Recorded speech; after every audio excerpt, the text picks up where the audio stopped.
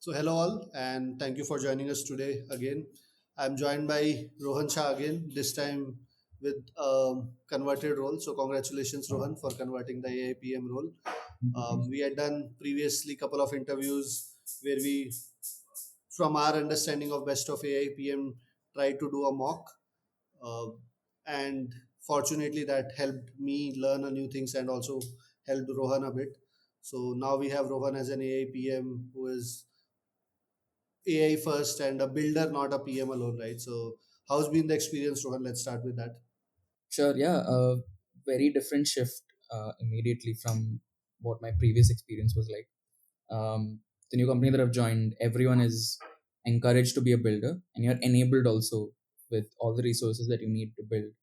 And it's a very exciting time where you're not limited by your title, and you can just do things. You can just experiment and ship at a much faster rate. So it's been very exciting. Awesome. So, in your current role in an AI PM role, like builder, which is the tool or which is the AI platform that you're finding the most exciting and you're spending maximum time on? There are so many. I mean, every day there's something new. But the two that I use the most obviously is Claude. Cloud works across everything that I do, whether it's Cloud Code or Cowork or even just the chat, and I use it to connect to all our various sources like Slack, Google Drive, all of the Notion. And more than that, I'm also pretty excited about using a lot of these tools that help you build and ship immediately. Things like Replit, we use that a lot for building things, and it's very interesting how it has developed from the initial days of having Lovable and Bolt, and now Replit is kind of an advanced version of those products where you still have some control over the code. You have a lot of options to different ways you can execute it, and deployment also becomes easy because you don't have to rely on the platform teams as much, and you can just build and ship in a day and have it be a secure deployment. So these two are the ones I use the most, and but obviously excited. I'm constantly following the space, whatever competition is there. Awesome. The one thing that actually I take a lot of pride in, and I think I would also want to share with the audience here is let's talk a bit about Rohan's background. So, Rohan is a Bachelor of Commerce student. Now that you hear him talk about all this technology and being a builder and talking about you can control your code, when you said control your code, I was like, okay, this is a moment of amazement for people who think that can people from non-engineering background or non-computer science background really make it in that AIPM world. So how does that feel like, and how would you motivate someone who's coming from a non-engineering background, right, to make sure that they can land this and crack it? Yeah, absolutely. I think as I said, title, you're not bound by titles and degrees anymore. That's the most exciting thing to me about AI. And that's something I only realized around last year. It wasn't something I realized before that. Earlier it was just okay, yeah, is cool, whatever. But now it helps you go beyond that.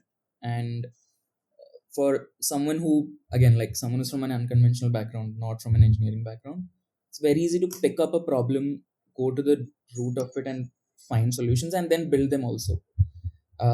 Yeah, as you said, like I never thought I could also do it.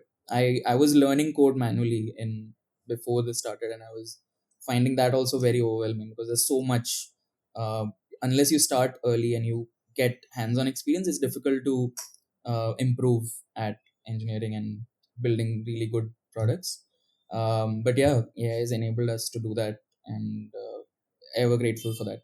Exciting to see where it goes from here. Little, I think a lot of people are worried also, but I would say don't look at that side. Use it to enable yourself to whatever you're interested in, not just product management and engineering. Just the possibilities are endless. Talking about a few tangibles, right, and thanks for sharing that, thanks for the words of wisdom. I have a lot of people who are not in the AIPM roles, they are in the PM roles, they are wanting to transition into AIPM. Now when you are not in this role and you don't have a clear idea of what can my proof of concept be, you have good portfolio or proof of concept or things on a resume if you are working on AI products. But if you don't have that, but you are doing a lot of hands on these tools externally, if you are wanting to get into an AIPM role, be it a full-time role or an internship, right, what can be that one way in which people can create solid proof of work where you can say, okay, this person really knows AI and has applied AI really well, versus this is someone who's very superficial, who is just writing simple prompts and building something which is not production ready. How do you go about that? Great question. So I'm going to answer this in two parts. The first thing is, when I was interviewing at my most recent company where I joined as an AIPM, I had asked a similar question to who ended up becoming my manager. I'd asked him how many AIPMs you have in your company, and what he told me was something that find very interesting, and I still have in my mind. He said everyone is an AIPM. So regardless of what your title is right now, whether it's PM or not, you should be an AIPM. You should think of yourself as one, because that is the standard benchmark that you're supposed to operate with. That obviously is slightly philosophical take, but to answer your question more directly, like how do you build a portfolio at a more at a more non-superfluous level, is to understand what you're like. If you're given a problem statement and you're trying to build something for it, where does AI come in here? Does it is it going to be a part of the product? Is it going to be part of the process of building that product? Identify all the places where it can accelerate accelerate the development or accelerate the user's productive usefulness from that product, and implement those. And if you operate with this as your standard baseline, you'll realize in no time that you've built a very strong portfolio. So even in my previous company, I was just a PM, right? Like there was no AI PM title at that point. That was not something that people were talking about. But because we were a small team back then, everyone used AI so aggressively. And so when I started interviewing for roles, I that's when I realized I actually have done a lot with AI, even though I never thought of it myself. There was so much, and I was able to write and talk about it so much, and talk about its limitations and its usefulness very easily. So operate with that, and you'll see yourself have a huge list of achievements before you know it in the AI space. Awesome. One question I think around limitations of AI, right? Mhm. Where should you tread carefully as an AI PM? What is one limitation where you can uh, be superficial, or you can end up hallucinating your skills? If I when I say hallucinating, it might you might feel that, oh, you are doing really well, but because of the limitation of AI itself, your learning might be patchy until you really work on AI products. So what is that one thing people who are doing it on themselves that they should be wary of, that, oh, I need to validate this before I say I have the skill? Hmm. Interesting. There are a few that come to mind. The biggest thing that I'm always concerned of in my own day-to-day work is, am I over relying on AI? There is a certain threshold after which you need to apply your own thinking and your own experience, because like especially if you understand how AI works, it's a little funny to me. Like it's just a language model. It's just data, a lot of data and maths, right? So it's not really understanding what we're trying to achieve. So I always use it more as a knowledge base that has access to everything in the world, and can someone who I'm able to get that information without like querying or talking in specific terms. I'm able to talk in natural terms and get that data. That's how I view it right now. It could change in the future, but at this moment in 2026, that's what it is.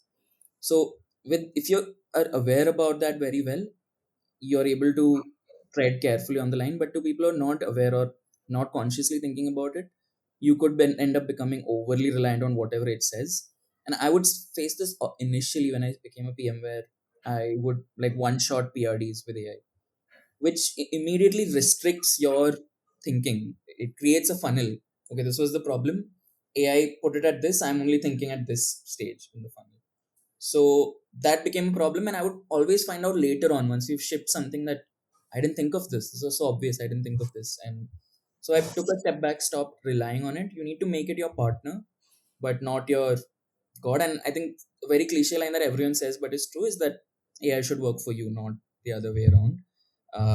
That's my biggest input. There are obviously other limitations, but this is the most big key takeaway that I always come back to. Yeah. No, I love that mindset, which is, how do you make AI work for you and not work for AI. I had seen this very recently. Nowadays, whenever you ask early in career, there is this AI PM intern.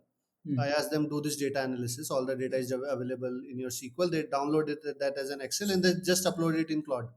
Hmm. Give me the insights that I can go and present to my leadership, right? It gives you some solid numbers. They make a fresh deck out of it. Again, Claude does that brilliantly for you. They come out there and they start talking, hey, these are the three things that we should do. The churn is happening largest at this payment page, and this is what we should be doing. And as soon as you ask them, how did you come up with this 5.8%? They're not Hmm. able to defend it. How did they come with the 5.8%? What is the denominator? What is the numerator? What was the churn? That is a big black box, because if you think about in real world setting where you are reliant on AI, that's being great. But as soon as I take away the power of AI from you, are you able to do basic pivot tables, conditional if else, that basic data analysis without AI or not? And I totally agree with that. Mentor, like you might tell someone that use AI to enable yourself, but you should not be to that extent where your entire PRD is generating, you're not even proofreading it and just saying one shot PRD, go ahead and take it.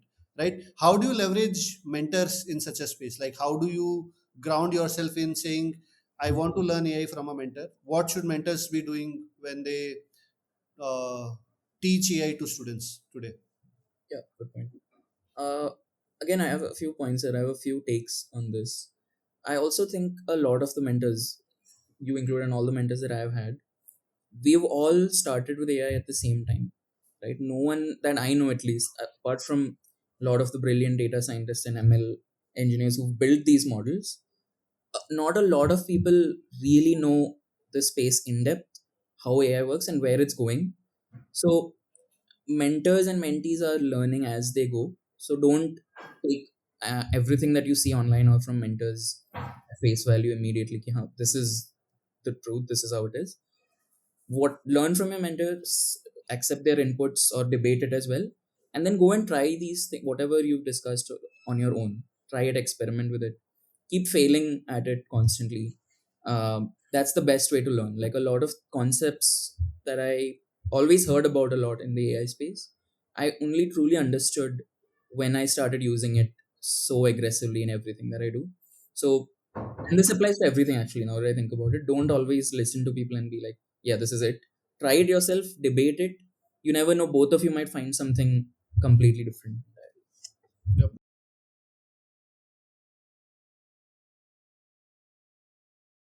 Fantastic. Yeah. Thanks for that thought. I think that's where we segue into this part. So I also want to keep myself grounded in terms of how uh, people are looking at AIPM. And again, congratulations for landing your role, getting the uh, fantastic role which a lot of people are aspiring for. With that thought, I wanted to be interviewed by you now that you have crossed the line and you have actually gotten an AIPM offer. So what we'll do today is we'll do a reverse interview, Mhm. right? It can be a mix of behavioral domain related, or it can be pure AIPM questions. You can put out the question and then I'll try to solve it, and then we'll look how did I perform and what could have been better. Sure, sounds good. Yeah. uh, I'll give you, first, let's pick a category together. I'll give you four options. Either let's do an RCA problem, or a product design problem, or a strategy problem, or a guesstimate. You can pick from either four of these, whichever one. Okay. Let's start with the design problem. I want to go with the very basics, right? So let's start with the design problem, and then if we have time, we can do a guesstimate to top that. Sure. Yeah. So this is an interesting question. I think one that I've also experienced, and a lot of people viewing this might have. Let's design a product for someone who has just moved to a new city and has zero friends there. So, Awesome.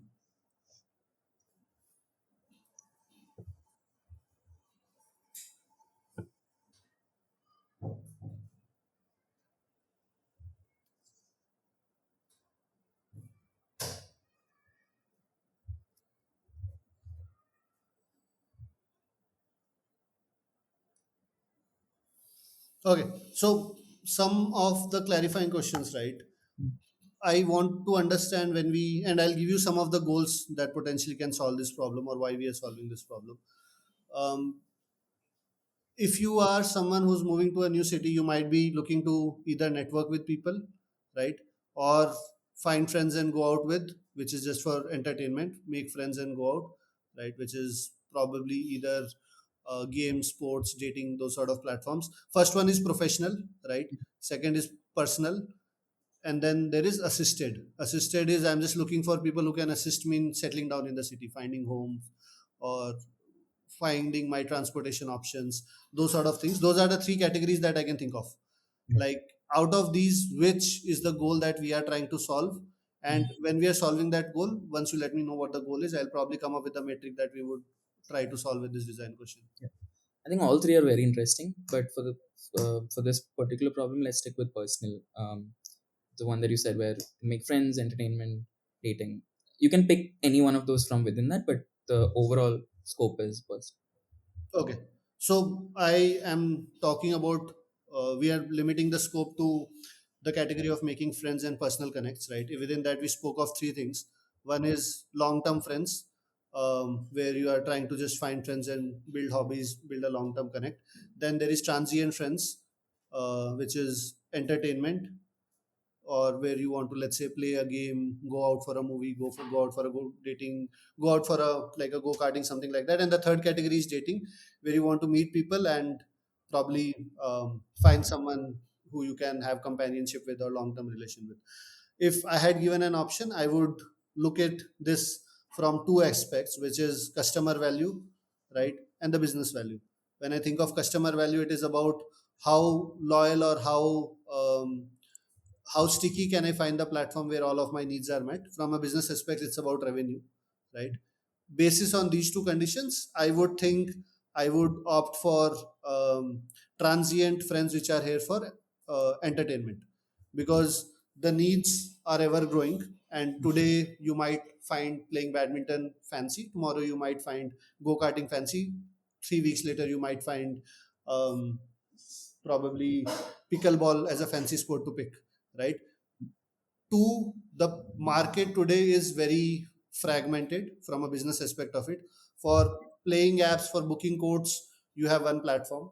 For going to movies, you have another platform. For your other sort of events like Book My Show, where you have to do painting, hanging out on cafes, there is another platform.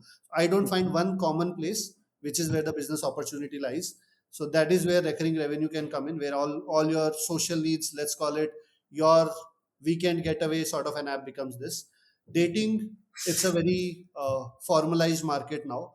Within that, there are categories of players like Bumble, Tinder, long term holdings like Hinge. So I don't want to get into that as a business. And making friends for long term, I think this market, for an early entrant, I'm assuming we are an early entrant here, is deep with the bigger players like Snapchat, Instagram, and people would have privacy risks of porting all of their data, learning from what happened with other platforms like Koo, which were not able to scale or compete with these large players. I would prefer to go with this segment of transient friends and entertainment, where the vision would be your weekend getaway on one single platform. How does that sound for a problem that you would want to solve? Yeah, this is spot on. I was thinking along the same lines. Sounds good. Okay, so just reiterating, the goal that we are solving for is revenue, and via transient connections, and the persona that we have in mind is probably a early in career, 21 to 24-year male and female, being gender agnostic at this point of time, moving to a new city and wanting a life over weekends, right? One final clarifying question before I kind of get into this and start solving this would be, do we have any budget constraints or time constraints to launch this? Plus, is the assumption that we are a startup who's trying to start from scratch, is that fair, or do we already have some data and are we an existing player in this segment? Yeah, great questions. We're a startup, and we don't have any time or budget constraints since this is our first launch. So we're just building for the first time. This is from the ideation phase. So no constraints as of now. Okay, so no budget and time constraints.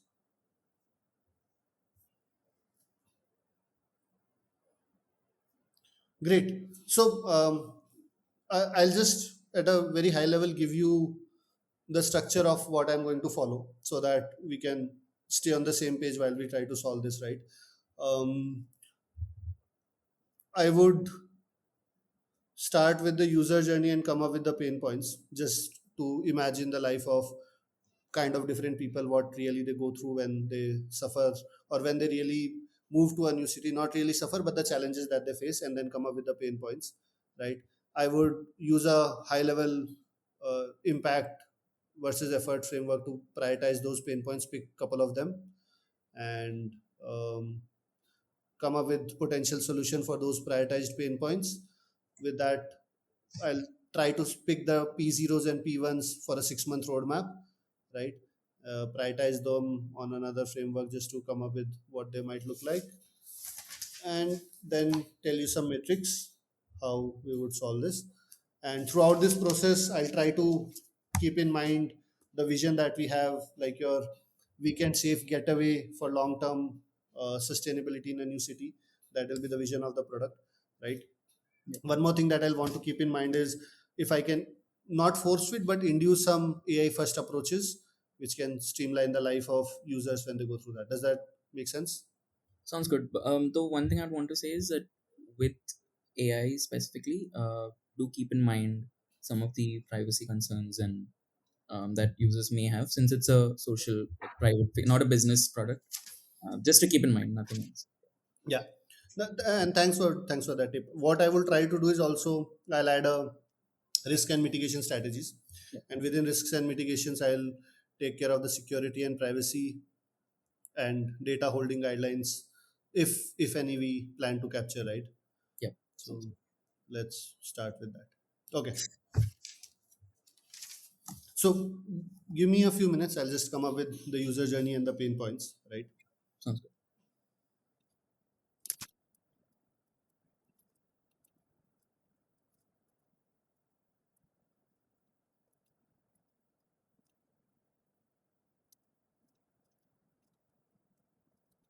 Okay. So I have something in mind, which is, I think of a user journey of someone who's moving to a new city like this. I come to a new city probably for the first month, weeks.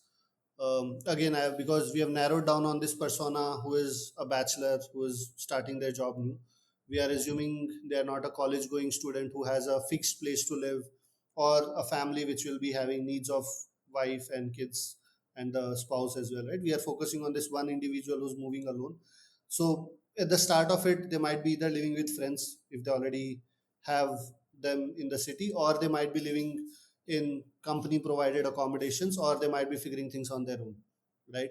With that first month of experience, I think the biggest pain point is there are a lot of logistics that this person needs to take care of.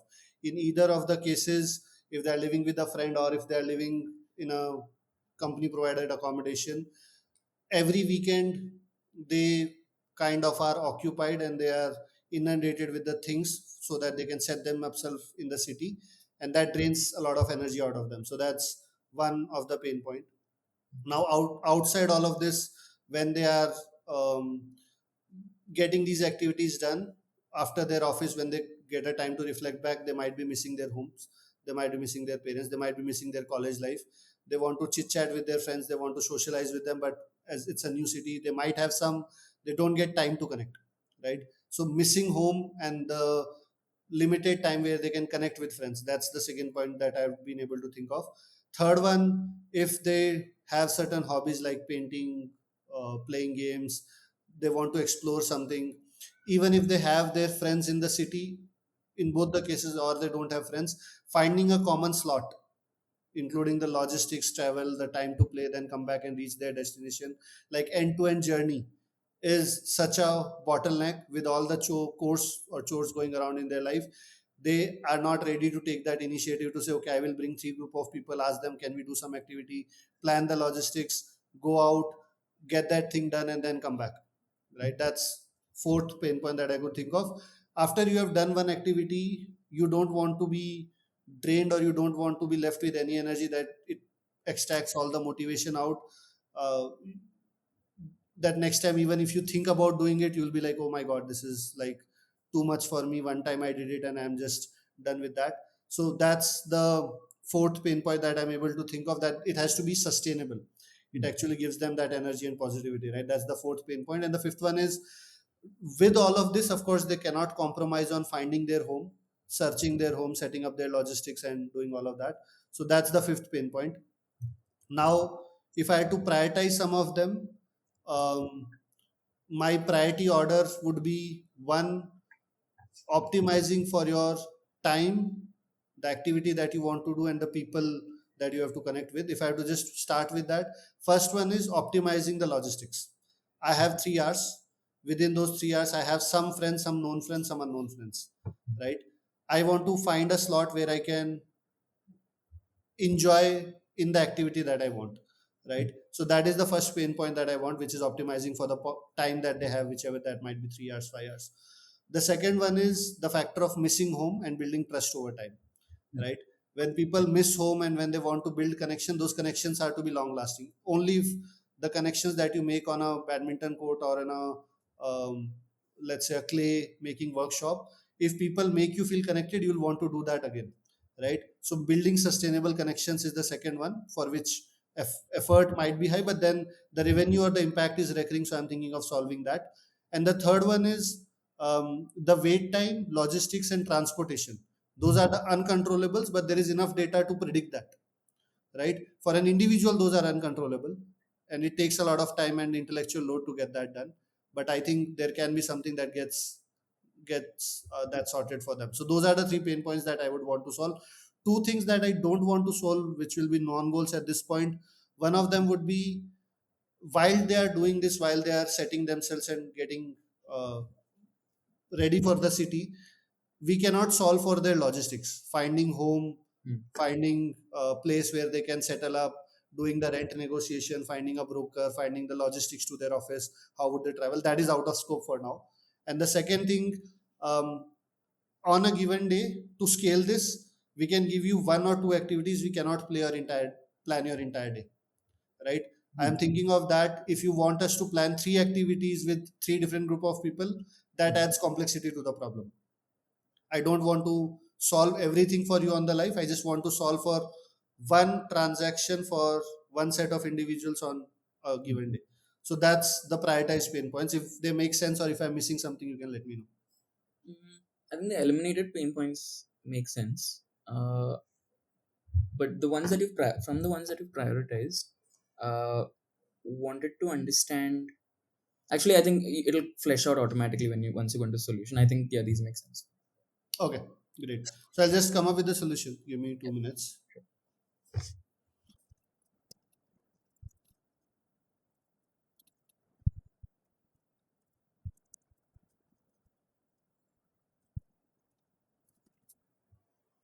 Okay, so I can think of five solutions at this point of time, right? One of them is like the starting or prerequisite for the other four. So that's a non-negotiable, which is a profile creation or the platform onboarding. Whenever an individual sets their profile up, we are expecting them to at least upload their location, right? And their hobbies, what they might be interested in to get started with, right? That's Those are the two mandatory things. The optional part of it, where data privacy comes in, is your contacts. If you want to get the details of people who are there in your contacts, who are also have profile on the platform, and what activities or hobbies they are interested in, that's the first feature. The second one is trusted people and platform. Now how trusted people and platform works is, if I have done any activity on, let's say, district, I've gone to a restaurant, I can mark that I visited here and this is my rating. If I've gone on Play and I've booked a badminton court, so I can say, hey, I have gone to this Gopichand Academy and I played badminton 6 to 7 and this is my rating. So this gives the trust for both the platform and the person, that this person is genuine, they have been there, and this place is also genuine and I can trust this. Like, I don't need to um, put a filter of, is the person really authentic and I'll be cheated or not, or I'll be ghosted or not, and is the place also authentic or not. So that is, and that can be a direct integration with whichever platform that might be. You might be doing, if you are directly going to movie theaters, you have marked yourself on PVR app, you might have marked yourself on the Domino's app, you might have marked yourself on Google Maps, you might have marked yourself on District Playo. So all of this collates into one single repository, which is trusted people and platform.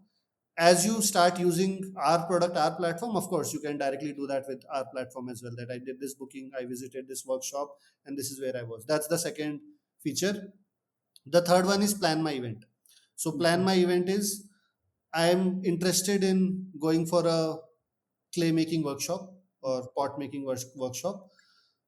This is where it is hosted, this is where my current location is, and I can publish that as a private event or a public event.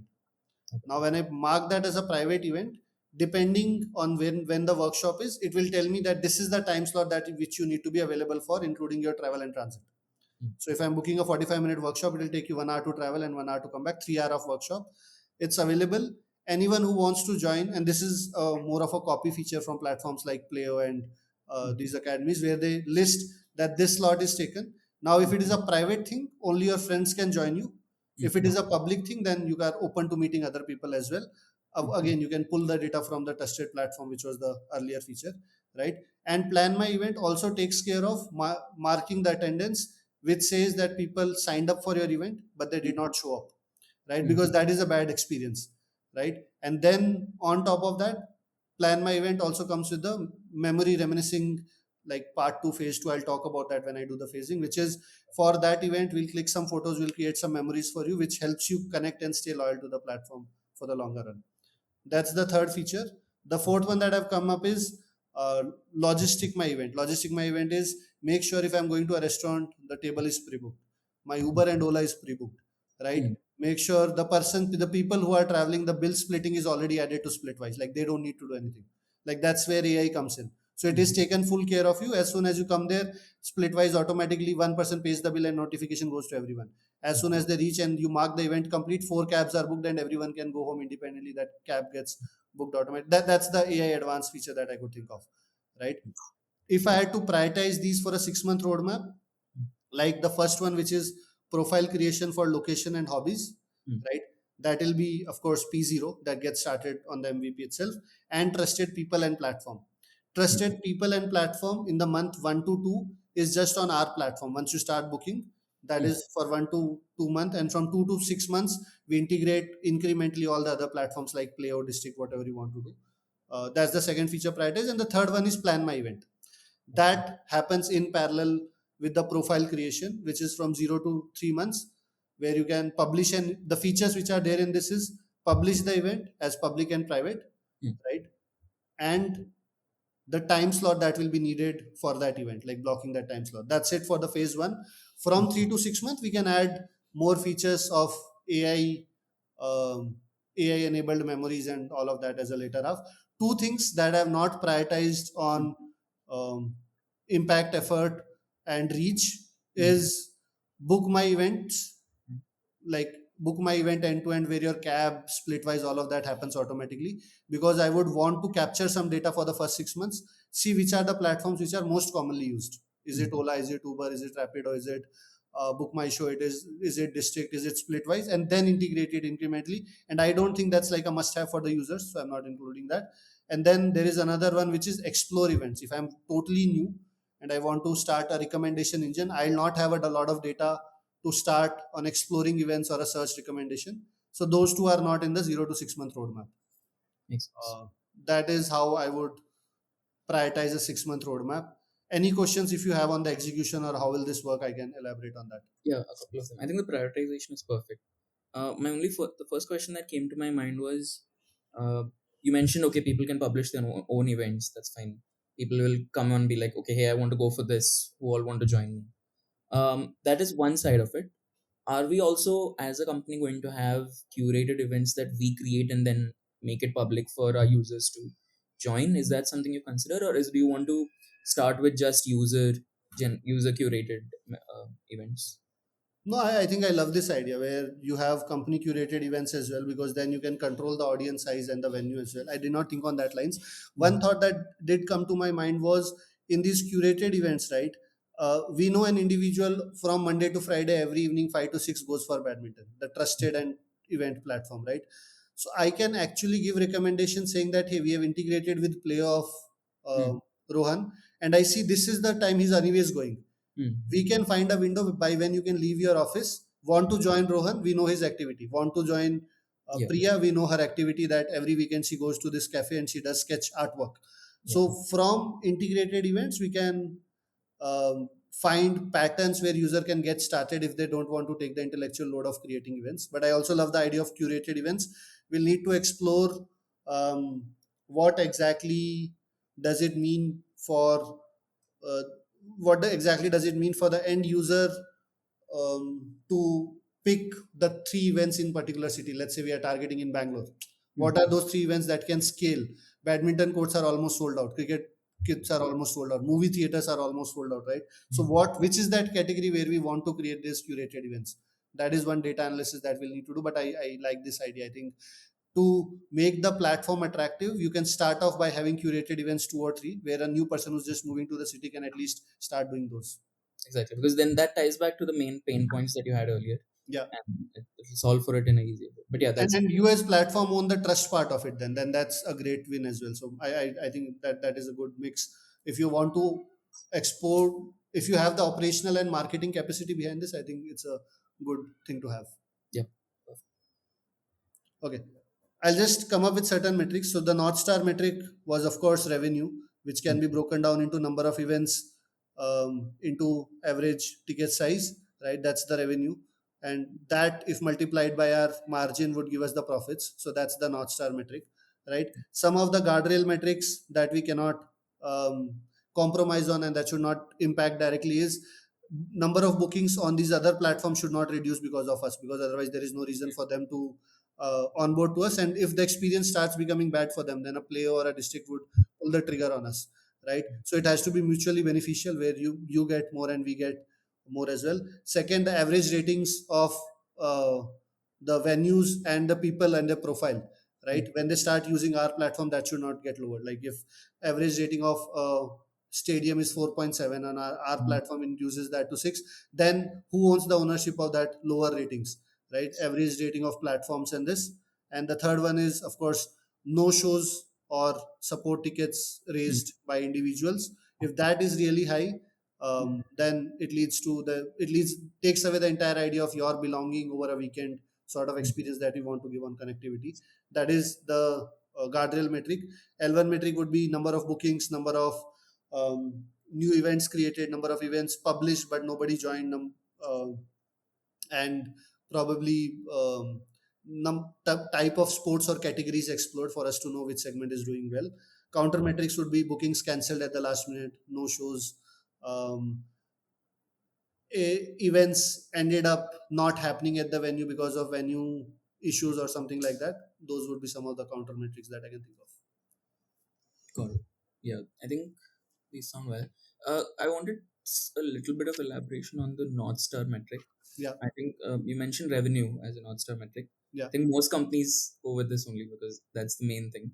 But how would you justify this as the North Star metric, and why not something else like, how many events you had, how many people are on the platform? Why not something like Okay, so revenue, when I split it, I said number of events, right, into the average ticket size. that? Now, this generalizes the different type of events, because events can be, some of the events can be very frequent. Like you can have a badminton event multiple times in a day. An individual might subscribe to that, right? Some events might be once in a week or once over a weekend, like a comedy show where the artist is only traveling once in this. So if you go by the metric that you said, which is probably number of events, Mm. right? And if the category of event that you are launching is only, let's say, live show performances, then it will be skewed, because you would over index on the frequency. You would say, okay, this event happens only once over a weekend, so I cannot calculate that. But when you break down your metric by number of events, by ticket size, by margin, you can look at across the categories how much that is for events which are happening once a week or events which are happening multiple times a day.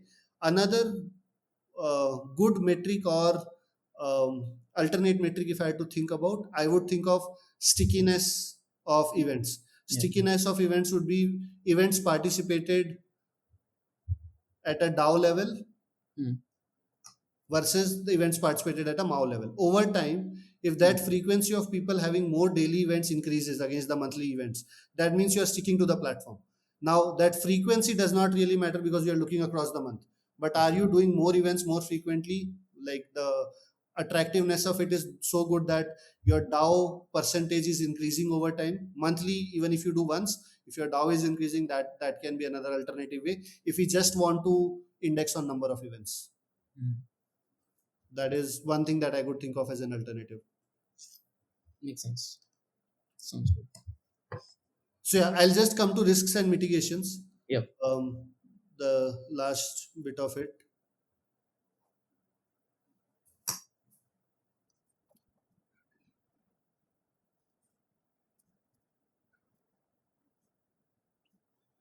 Okay, so I can think of three risks. First one, of course, is the platform dependencies, which is why would a player or why would a district onboard to us, right? The mitigation plan of that would be with the first 3 months of launch, the booking happens only with them. The advantage of doing that is we don't need to take care of the logistics and setting up the payment gateway and interfaces. We just get people loyal to on our platform and they get more traction without any profit sharing. That's the first dependency of all these platforms, and the payment also directly goes to them. We are just banking as a platform to create that trust. The second one is trusted product and people, where people have to mark themselves present for an event. So if you automatically get that data from a event like Playo that you visited um, Gopi Chand Academy and you played 1 hour badminton, it might shock them saying, "Hey, why are you pulling my data?" Right? It's a big privacy concern there. So rather than doing that, we would always have human in the loop or the manual flagging of trust the platform. Individual will be shown that we saw that you have done this activity, you completed this ride, or you completed this game, or you completed this event. Would you want to mark this as completed or not? Right? If you don't, then that's okay. Like we know that we have fetched this data, but we'll not show it as long as you approve it, right? And then there can be karma points for marking those events, like there are Google guide points, right? People who give the guide maps. And then there is no shows. So this is one of the biggest risk of business, because the platform drops if there is no show on any of the case. And this can also be an, it can either be a carrot and incentive structure to mitigate it. Carrot structure might be for every 5 out of 5 or 10 out of 10 you get an additional discount on the events that you book on 100% shows.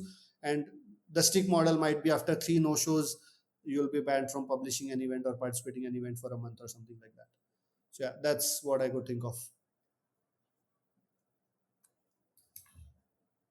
I think you're on mute, Rohan. Sorry about that. I was just saying, I think these are perfect. The risks that you mentioned are really well thought. Yeah, I think pretty good overall solution as far as I think. Do you want to jump into the feedback or anything else that you want to No, I mention? think we can jump to the feedback. If you want me to summarize, I can summarize, or we can jump to the feedback. Yeah, let's do one final summary from like the top. It'll just help the viewers also. I think.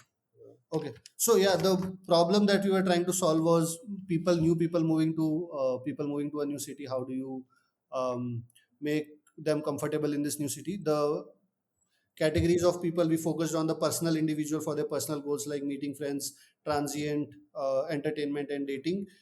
The persona was someone who's gotten a new job and they've just moved in, and basis that we looked at certain pain points like missing their home.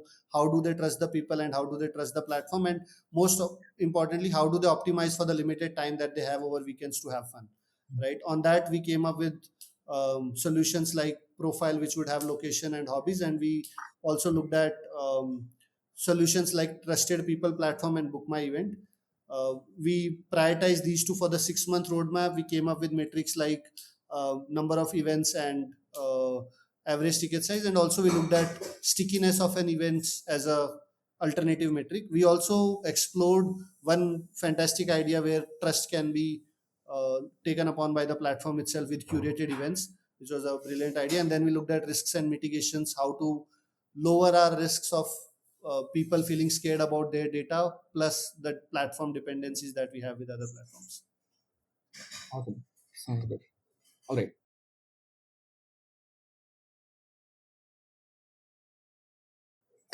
So yeah, I've made a note of feedback. Taking from all the mock interviews that you've taken from me, I'll start with the good and then go to the Yeah. feedback or criticism that can be improved. I think the things that worked really well were the from the start identifying the problem and sorry, can you? I think Yeah, I you can hear you. okay for a minute your video. Yeah. Yeah. So identifying the problem and narrowing down from it, because the problem statement was very wide. So the narrowing down was perfect. And you also identified subcategories within the category, like within personal, professional, all of those. That is something even I hadn't thought of. Those were great. And the way you eliminated those subcategories also was perfect. I think that really is a good example of how product managers should think when given a problem statement. I also think the five solutions that you had, all of them mapped very clearly to the pain points that you had made. So that was also great. Uh, One second. Yeah. So overall, great start. Going into the solution, right? Uh, Sorry, one second.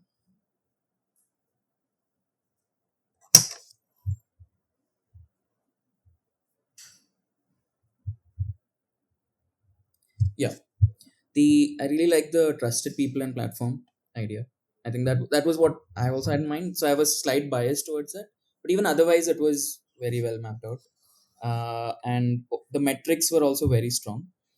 The final metrics that you mapped out, and how many metrics you gave, starting from North Star, L1, L2, all of that. Moving on to feedback, if I had to really give, I think it was perfect because you've given so many and taken so many mock interviews. It was a really good benchmark to what it should be, but there obviously is always room for improvement. So I think the biggest thing that stood out to me was some pain points were overlapping at some places. Logistics specifically, I felt overlap, but then you prioritized it well, so that made up for it. That's fine. Um, I also think one thing that should be addressed for specific things where you're starting something new is how the cold start problem that a lot of social platforms have. Your social platforms are already very competing. Like we're competing with the, though it's not direct, you're competing with platforms like Facebook and Reddit, which is where people go to for this right now. So it wasn't really addressed on how you would compete with these and how you differentiate with these. I think that is something that for such a specific problem you can spend more time on overall. And I also felt I don't have a better answer for it, but I also feel revenue for a newer startup that's just starting isn't the right North Star. Your justification made sense to me. It's something that I'll also have to think about a bit, but I think for someone that's just starting out, revenue probably won't make sense. You probably won't make revenue for the first 3 years. So during those 3 years, what is your North Star metric? That's something worth thinking about. So maybe the L1, L2 metrics you mentioned could be better suited for uh, North Star. I also think we could have dived a little deeper into the AI side of things, but that wasn't asked by me, so that's also fine. But yeah, that's mostly it. Anything specific that you'd like to ask? No, I think I love this feedback. So overlapping pain points, I agree. I was also indexing this because it was kind of a bias that I had that this individual needs to solve for their logistics day in and day out, right? So even if they are going out, they will have in the back of their hand that I have to find a house or something. I also understand the revenue part because I know certain startups in Chennai, especially, they are trying to create this all events one platform, and they are really struggling with the cold start problem, right? So when you called it out, I realized like that's a very valid point for this type of a question or this type of domain to get into, right?